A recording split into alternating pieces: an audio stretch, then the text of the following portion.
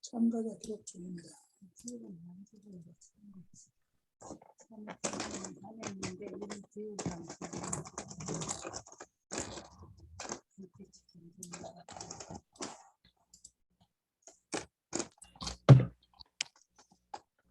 오늘 잠깐이 아니고 시작하는 기도를 하고 예배를 시작하겠습니다. 네. 하나님, 저희들이 각자 있는 곳에서 또 이렇게 예배를 드릴 수 있도록 인도해 주셔서 감사합니다. 아멘. 코로나가 빨리 종식되어서 저희들이 주회전에서 한 마음으로 예배 드릴 수 있도록 은혜를 베풀어 주시옵소서. 오늘 함께하지 못한 분들도 동일한 말씀으로 하나님의 높고 거룩하신 뜻을 알아갈 수 있도록 인도하여 주시옵소서. 오늘 말씀을 통하여 우리를 향한 하나님의 계획, 또 기대, 목적들을 알고 우리의 예수님 믿는 신앙이 이 기대와 목적과 뜻하신 바들이 경험될 수 있도록 축복하여 주십시오. 예수님 이름으로 기도드립니다. 아멘. 저희가 화요일마다 산상보훈에 있는 말씀을 살펴보고 있는데요. 오늘은 산상보훈 5장 마지막 말씀을 좀 살펴보겠습니다. 아버지의 온전하심과 같이 너희도 온전하라. 첫 번째 시간입니다. 마태복음 5장 45절로 48절에 있는 말씀입니다. 제가 읽을게요. 이같이 한즉 하늘에 계신 너희 아버지의 아들이 되리니 이는 하나님이 그 해를 악인과 선인에게 비추시며 비를 의로운 자와 불의한 자에게 내려주심이라. 너희가 너희를 사랑하는 자를 사랑하면 무슨 상이 있으리요? 세리도 이같이 하느니라. 또 너희가 너희 형제에게만 무난하면 남보다 더하는 것이 무엇이냐? 이방인들도 이같이 아니하느냐? 그러므로 하늘에 계신 너희 아버지의 온전하심과 같이 너희도 온전하라. 이 앞에 있던 말씀을 저희가 지난 화요일에 살펴봤죠. 원수를 사랑하라는 말씀이었습니다. 예수님은 산상보훈을 통해서 유대인들이 오해하고 있는 구약의 말씀들, 복음과 율법, 그리고 진리들을 다시 설명하게 됩니다. 특별히 이방인들은 물론이고 원수들까지 사랑하라고 하시면서 결론을 맺기를 이렇게 하죠. 그러므로 하늘에 계신 너희 아버지의 온전하심과 같이 너희도 온전하라. 하나님처럼 온전하라. 하나님처럼 완전하라고 말씀하십니다. 완전이라는 주제는 굉장히 중요한 주제입니다. 그런데 잘 다뤄지지 않고 있는 주제이기도 하죠. 간혹 이 주제가 설명되기는 하지만 사실 이 완전하라는 이 말씀이 부담이 되잖아요. 그래서 이 말씀이 전해질 때에는 듣는 사람들로 하여금 청중이 이제 교인들이죠. 교인들로 하여금 부담이 되지 않도록 혹은 듣기 편하도록 아니면 듣기 원하는 그런 말씀으로 설명되는 경우가 종종 있습니다. 하늘에 계신 너희 아버지의 온전하심과 같이 온전하라.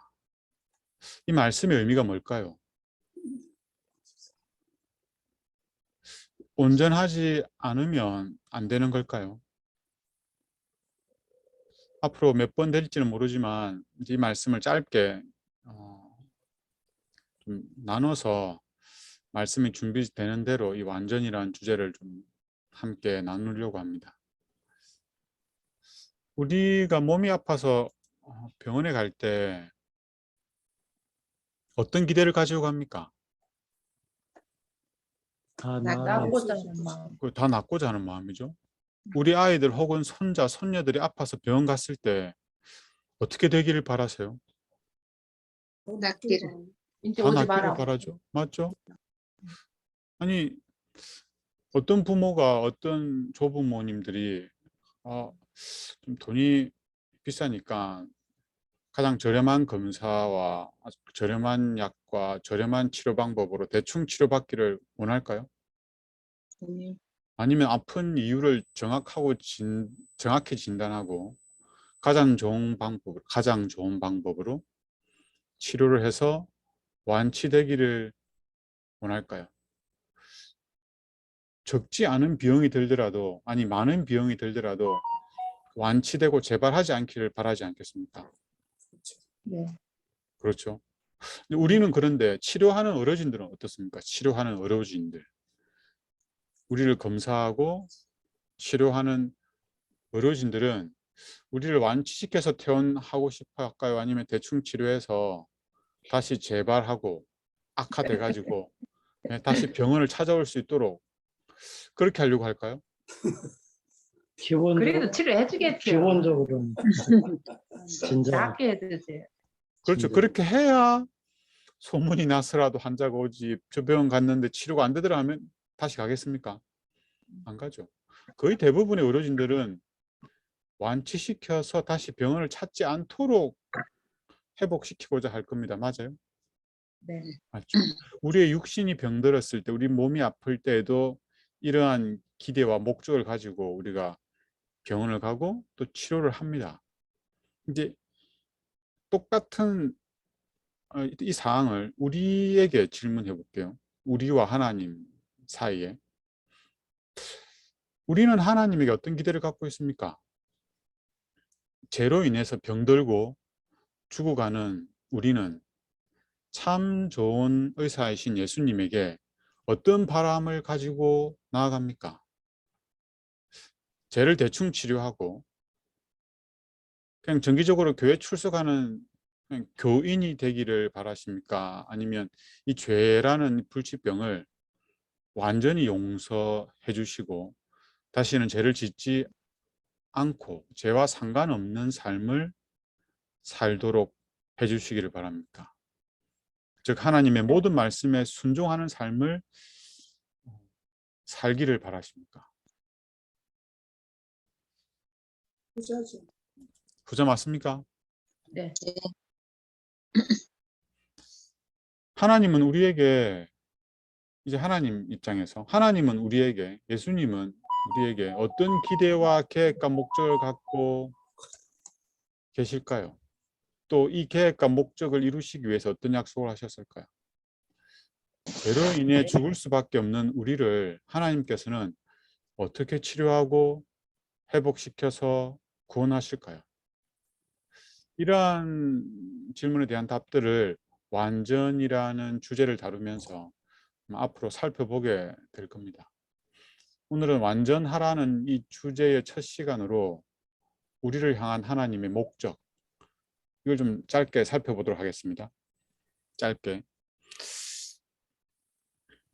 우리를 향한 하나님의 계획, 목적, 기대, 이것은 완전하라는 겁니다. 완전하라. 창조의 목적, 구속의 목적, 교육의 목적, 이 세 목적은 다를까요? 창조의 목적, 인생의 목적이죠. 그러니까 구속의 목적, 우리를 구원하시는 목적, 그리고 이 땅에서 우리가 살아가기 위해서 받는 그 교육의 목적, 하나님께서 우리를 교육하시는 목적, 목적은 다 같은 거 아닐까요? 그건 다 똑같아요. 다 똑같습니다. 뭘까요? 창조의 목적, 구속의 목적, 교육의 목적이 뭘까요? 구원. 우리를 안전하게 해서. 그걸 뭐 이거 한 1분이면 다 말씀드릴 수 있는 건데 1분만 하고 마치기는 그러니까 말씀 좀 살펴볼게요.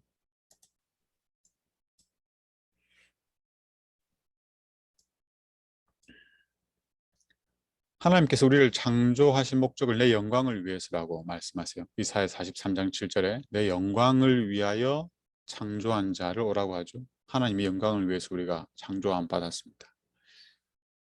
그리고 이 창조함 받은 자들은 하나님을 찬송하도록 하시기 위해서 또 만드셨다고 그래요. 그래서 하나님의 영광을 위하여 창조된 사람이 온전하게 하나님의 영광을 위하는 삶을 살게 되면 하나님을 찬송하는 삶을 살 수밖에 없습니다. 이거는 엊그제 제가 같이 공유한 그 간증 있죠. 한주리 사모님 간증 2번을 들어보시면 아실 거예요. 그리고 하나님께서 우리를 당신의 영광을 위해서 창조하셨는데 이 목적을 이루기 위해서 하나님께서 우리를 어떻게 만드셨냐면 자기의 형상, 하나님의 형상, 곧 하나님의 품성대로 우리를 만드셨습니다. 하나님의 영광을 위하여 지음을 받은 우리가 그 목적을 이루도록 하기 위해서 하나님께서는 우리를 하나님의 형상대로 만드셨어요. 어떤 것이 하나님의 영광을 위하는 것일까요? 그건 하나님의 품성을 우리의 삶을 통해서 충만히 드러내는 겁니다. 쉽게 말하면 내 옆에 있는 사람이 나 때문에 살아가도록 하는 거예요. 우리가 하나님으로 말미암아 살아가듯이 내 옆에 있는 사람이 나로 말미암아 살아가는 겁니다. 나의 사랑으로 내 옆에 있는 사람이 살아가는 거예요. 나의 선행을 통해서 내 옆에 있는 사람이 행복하게 살아가는 것. 그게 하나님께서 아담과 하와를 창조하신 목적입니다. 이 일을 통해서 하나님께서는 영광을 받으시게 돼요. 예수님 이 땅에서 그러한 삶을 사셨죠. 그런데 우리가 지금은 그러한 삶을 살 수 없는 상태에 놓이게 되었습니다. 아담이 범죄한 이후에 우리는 하나님의 형상을 잃어버렸죠. 창세기 5장 1절에서는 하나님이 아담과 하와를 하나님의 형상대로 만들었다고 되어 있는데 아담이 낳은 아들들은 하나님의 형상을 닮지 않았고 누굴 닮았어요? 아담을 닮았습니다. 타락한 아담의 악한 본성을 가지고 태어나게 돼요. 그 결과 가인이 자기의 친동생을 죽이게 되죠. 살인을 누구한테 배운 게 아니에요. 타락한 본성을 가지고 태어나서 하나님 형상을 잃어버린 상태에서는 그렇게 될 수밖에 없습니다. 지금 우리가 교회 다니고 뭐 좀 배우고 또 오랫동안 연륜이 있고 교양이 있는 삶을 사는 듯해 보이지만 사실 우리 안에 다 뭐가 있어요? 가인에게 있었던 그 미움, 증오, 화, 신경질, 짜증, 원망, 불평 이런 게 다 안에 있어요. 우리 안에. 맞아요? 그건 가인을 통해서 살인으로 드러났을 뿐이고 우리도 우리 삶 속에서 얼마든지 다른 방법으로 드러내고 살아갈 수가 있을 겁니다. 이게 지금 타락한 제 가운데 있는 비참한 죄인의 상태입니다. 하나님의 형상을 잃어버린 이 상태, 하나님의 창조의 목적을 이룰 수 없는 이 상태가 된 거죠. 이 상태를 로마서 3장에서 이렇게 말하죠. 모든 사람이 죄를 범해서 어디에 이르지 못해요?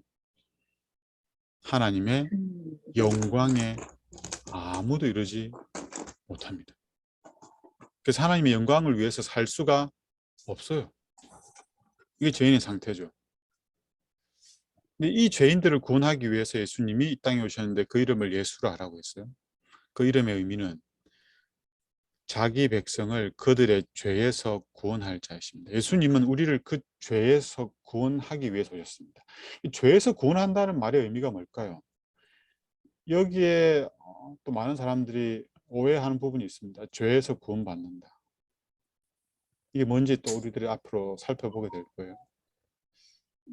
마가복음 2장 17절에서 예수님은 이렇게 말씀하셨습니다. 건강한 자에게는 의사가 쓸데없고 병든 자에게라야 쓸데가 있다. 나는 의인을 부르러 온 게 아니고 죄인을 부르러 왔노라. 예수님은 죄인을 부르러 오셨습니다. 이 의사 되시는 예수님이 죄인들을 불러서 어떻게 치료하실까요? 어디까지 치료하실까요? 대충 치료해서 교회 보낼까요? 아니면 완치를 시킬까요? 완치시키는 것뿐만 아니라 다시 재발하지 않도록, 죄에서 재발하지 않도록 치료를 하실까요? 완치. 그게 완치된다는 의미가 뭘까요? 전에 돌아섭니다. 그게 바로 하나님의 형상을 온전히 회복하는 겁니다. 하나님의 품성이 회복되는 겁니다. 여러분, 죄가 뭡니까? 죄는 하나님의 품성과 일치하지 않는 것들이에요. 우리가 죄들이라고 하는 것들이 있죠. 우리의 말과 생각과 행동으로 짓는 죄들이라는 것들이 있잖아요. 그 죄들이라는 것은 하나님의 형상과 일치되지 않는 우리의 품성으로 말미암아 지어지는 거예요. 우리의 결점만큼이나 죄가 나타나는 겁니다. 우리의 품성의 결점의 깊이만큼 죄들이 깊이 나타나는 거예요. 우리의 품성의 결점의 양만큼 죄들이 나타나는 거예요. 죄는 다른 게 아니고 나의 품성의 부족함입니다. 내가 하나님을 닮지 못한 부분이 바로 죄거든요.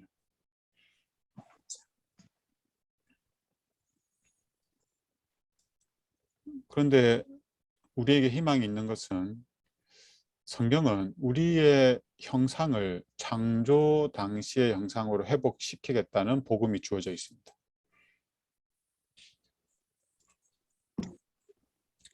우리가 다 수건을 벗은 얼굴로 거울을 보는 것 같이 주의 영광을 보매 그와 같은 형상으로 변화하여 영광에서 영광에 이르니 곧 주의 영으로 말미암음이니라.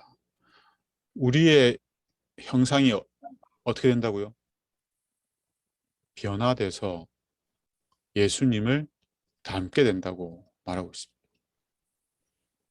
어디까지 우리가 변화되냐면 새 사람을 입었으니 이는 자기를 창조하신 이의 형상을 따라 하나님의 형상을 따라 하나님의 품성을 따라서 지식에까지 새롭게 하심을 입은 자가 됩니다. 갈라디아서 4장 19절에는 바울이 죄인들을 위하여 복음을 전하는 것을 이렇게 설명하죠. 바울의 고백입니다. 나의 자녀들아 너희 속에 그리스도의 형상을 이루기까지 다시 너희를 위하여 해산하는 수고를 하노니. 바울이 그냥 교회 안 다니는 사람 교회 다니게 하는 것으로 그치지 않고 그 사람들이 어디에 이르기까지요? 예수님의 형상에 이르기까지, 예수님의 형상을 회복하기까지 바울이 수고했다는 것을 통해서 이 구원의 목적은 하나님의 형상을 회복하는 것임을 알 수가 있습니다. 우리가 교회를 다니지만 우리가 무엇을 기대하고 목적하며 다니느냐는 우리의 신앙의 질, 이것을 완전히 다르게 결정지을 겁니다. 그냥 안식일에 교회 왔다 갔다 하고 예배 드리는 것으로만 만족하면 우리는 우리의 품성의 결점을 별 문제시하지 않을 거예요. 내가 옆에 있는 사람에게 함부로 대하거나 불평하거나 미워하거나 불만을 갖거나 비난하거나 이런 것들을 별 문제시하지 않는단 말이에요. 사랑하지 못하는 걸 별로 대수롭지 않게 생각합니다. 그러나 죄가 하나님의 품성과 일치하지 않는 것으로 말미암아 생겨나는 것임을 알고 하나님의 품성에 이르기까지 우리가 예수님의 품성을 닮아야 하는 것을 목적으로 하면서 신앙을 하면 우리의 신앙의 자세는 완전 달라지게 되어 있어요. 우리가 믿는 하나님에게 우리가 기대하는 바가 완전히 다르단 말이에요. 내 옆에 있는 사람을 변화시키기를 기도하겠지만 내가 변화되기를 정말 간절히 바라고 소원하고 기도하게 될 겁니다. 저번에 있는 말씀을 통해서 우리의 창조의 목적, 우리의 구속의 목적이 하나님의 형상의 회복인 것, 그 예수님의 품성을 회복임을 좀 살펴보고 말씀을 좀 줄일게요. 창조의 목적을 이렇게 말해요. 사람이 오래 살면 살수록 더욱 완전히 창조주의 형상을 나타내어 그분의 영광을 보다 충분히 반영하게 하려고 목적하신 것이다. 하나님이 사람을 창조하신 목적은 더욱더 하나님을 닮아가도록. 그러니까 아담이 완전하게 창조되었지만 더 이상 발전할 여지가 없는 상태는 아니었어요. 계속 개발되고 성장하고 발전할 수 있는 상태였어요. 하나님에게 이르기까지 계속 교육을 통해서 성장하도록 하나님께서 만들어 놓으신 거죠. 사람을 창조하신 하나님의 목적이 실현되도록 사람에게서 창조주의 형상을 회복시키는 것, 다시 말해 지덕체의 발달을 증진시켜 사람으로 하여금 창조되던 당시의 완전한 상태로 돌아가게 하는 것이 구속사업이다. 즉 구원의 목적입니다. 이것이 또 교육의 목적이고 인생의 목적입니다. 창조의 목적, 구원의 목적, 교육의 목적, 인생의 목적 다 똑같아요. 이것은 우리의 품성이 예수님을 닮는 겁니다. 우리의 품성이 예수님을 닮는 것. 다른 게 아니고 얼마나 성공하는가, 얼마나 행복하게 사는가 이런 게 아니에요. 예수님을 닮는 것. 우리의 성격, 성질, 품성이 예수님 닮는 것. 이게 우리의 삶의 목적인 거죠. 사람은 태초에 품성뿐만 아니라 용모와 자세에 있어서도 하나님의 형상대로 창조되었다. 그러나 죄는 하나님의 형상을 손상시켜 거의 지워버렸다. 그러므로 그리스도께서는 잃어버린 것, 즉 하나님의 형상을 회복하기 위하여 이 땅에 오셨습니다. 그래서 우리가 예수님을 믿음으로 말미암아 얻게 되는 복은 그 구원인데, 그 구원은 하나님의 형상을 회복하는 것을 의미합니다. 이 예수님의 형상을 닮은 자들이 하늘에 가서 서로 미워하지도 않고 다투지도 않고 불평불만하지 않으면서 서로 사랑하면서 살 수 있는 거죠. 근데 이 품성의 회복은 하늘에 가서 이루는 게 아니고 이 안에서, 이 땅에서 우리가 경험해야 됩니다. 우리는 이 땅에 있는 품성을 그대로 가지고 갑니다. 그대로. 예수님 오실 때 우리의 품성이 변화되지 않습니다. 이 땅에 있는 품성을 우리는 예수님 재림하실 때 잠에서 깨어나면 그 성격, 그 성질, 그 성정 그대로 가지고 올라갑니다. 물론 우리에게 있던 그 악한 본성은 없어지긴 하겠지만 품성은 그대로예요. 그래서 우리가 이 땅에 있을 때 예수님을 닮기 위하여 예수님을 믿어야 합니다. 이게 예수님을 믿는 목적이에요. 한 말씀만 더 보고 마치겠습니다. 두 말씀 더 보고 마치겠습니다. 그리스도께서는 사람의 마음속에 하나님의 형상을 재창조하기 위하여 오셨다. 우리에게 잃어버렸던 그 하나님의 형상을 재창조하기 위해서. 하나님은 우리를, 죄인을 고장났네, 내가 창조한 창조물이 고장났네, 버리고 새로 만들지 않고 어떻게 하냐면 고쳐서 쓰십니다. 고장난 우리를 다시 회복시켜서 사용하신단 말이에요. 근데 이 재창조, 회복하는 데 있어서는 다시 우리를 없애고 창조하는 것보다 엄청난 기회비용이 들어요. 우리를 재창조하기 위해서 하나님께서는 예수님을 이 땅에 보내시고 십자가에 내어주셨습니다. 그 예수님을 믿을 때에 하나님께서 약속하신 것이 뭐냐면 우리 마음의 거듭남이에요. 재창조. 이 거듭남을 통해서 우리의 품성의 회복이 시작이 됩니다. 비로소 그때 우리 가운데에서 하나님의 형상이 새롭게 회복되는 거죠. 앞으로도 이런 말씀들을 살펴볼 기회가 있을 겁니다. 마지막으로 한 말씀만 더 보도록 하겠습니다. 하나님은 인간의 모든 정신기능이 하나님의 마음과 같게 하시려고 사람을 창조하셨다. 하나님의 나라에 들어갈 사람은 모두 하나님의 품성과 아주 닮은 품성을 개발할 것이다. 하나님의 모습을 갖고 있는 사람 외에는 거룩한 하늘에 하나님과 함께 살 사람은 한 사람도 있어요, 없어요? 없습니다. 없다. 없지요. 맞죠? 이게 분명한 말씀입니다. 하나님께서 우리를 창조하신 목적이 하나님의 형상을 계속 닮아서 자라나게 하는 것이고, 죄로 인해서 그 형상을 잃어버렸는데 이 구원을 통해서 이 형상을 회복하는 것이 또 그 목적이 됩니다.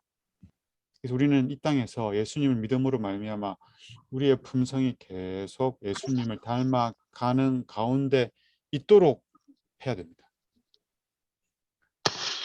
속량함을 입을 사람들은 이기는 자들이 되어야 한다. 죄에서 이기는 것을 의미합니다. 옆 사람한테 이기면 안 돼요. 부부싸움에서 이기면 안 되고 나와의 싸움에서 이기게 돼요. 자아와의 싸움에서. 죄와의 싸움에서. 내 안에 악한 본성이 여전히 있는데 이 악한 본성과의 싸움에서 계속 이겨야 돼요. 사탄이 어떻게 유혹하냐면 이 악한 본성에다가 유혹을 합니다. 이 악한 본성에다가. 이 옆 사람이 네 마음에 안 들게 하네? 그러면 어떻게 해요? 나는 정신을 바짝 차리고 그 사람을 비난할 것도 찾게 되는 거죠. 불평할 게 찾게 되고. 맞죠? 끊임없이 사탄은 우리의 악한 본성, 연약한 부분, 우리의 품성의 결점, 이 부분에 계속 자극을 합니다. 그렇게 해서 우리로 하여금 하나님의 말씀에 순종하지 못하도록, 즉 옆에 있는 사람 사랑하지 못하도록 만들어요. 하나님 사랑하지 못하도록 계속 만듭니다. 근데 우리는 이기는 자들이 되어야 합니다. 고상하고 순결하여 그리스도와 하나가 되어야 한다. 이게 똑같은 말이에요. 앞으로 계속 살펴볼 텐데 하나님의 형상을 회복한다는 게 뭐냐면 그리스도와 하나가 되어야 한다는 거예요. 하나님처럼 완전하라 이 말이 뭐냐면 그리스도와 하나가 되는 겁니다. 그래서 우리에게 있는 그 하나님의 형상, 그 품성, 이것은 우리 게 아니에요. 아니 그 절에 다니는 사람이 몇십 년 도를 닦고 수련을 한다고 해서 품성이 바뀌는 게 아니란 말입니다. 그 사람들이 절에 있으니까 좀 착하고 범민이 없는 것 같고 평온한 것 같지. 절에서 내려와서 시장에 들어가 보세요. 시장에. 네? 그 악처럼 같이 살아보십시오. 내 안에 있는 아이 드러나죠. 우리 안에 있는 품성으로 하늘에 가는 게 아니고 예수님의 품성이 우리 것이 되도록 해서 하늘나라에 데리고 가십니다. 그래서 우리는 내가 애쓰고 노력하고 어금니를 깨물어서 나 참 착한 사람이다, 온유한 사람이다, 인내 많은 사람이다, 인 것을 드러내는 게 아니고 예수님과 하나가 되도록 해야 됩니다. 이게 예수님 믿는 신앙의 전부라고 할 수 있어요. 그리스도와 하나가 되어야 한다. 이것이 바로 하나님처럼 온전하라는 의미입니다. 우리가 앞으로 하나님처럼 완전하라 이 말씀을 계속 살펴보도록 하겠습니다. 그러한 경험을 이런 또 시간들을 통해서 우리가 더욱더 예수님 닮아가게 되고 우리 옆에 있는 사람들을 불쌍히 여기고 또 사랑할 수 있으면 좋겠습니다. 기도할까요? 하나님, 죄로 인해서 하나님의 형상을 잃어버린 우리에게 하나님의 온전하심과 같이 온전하라는 그 높은 부르심으로 초대해 주셔서 감사합니다. 하나님과 같이 온전하라는 이 명령에는 우리를 그렇게 해주시겠다는 약속이 포함된 줄 믿게 하여 주시옵소서. 이 일을 위해서 예수님을 이 땅에 보내지 않으셨습니까? 그리고 예수님을 십자가에 내어주지 않으셨습니까? 그 놀라운 사랑이 우리를 어떻게 변화시킬지 기대하고 또 바라면서 예수님을 믿게 하여 주시옵소서.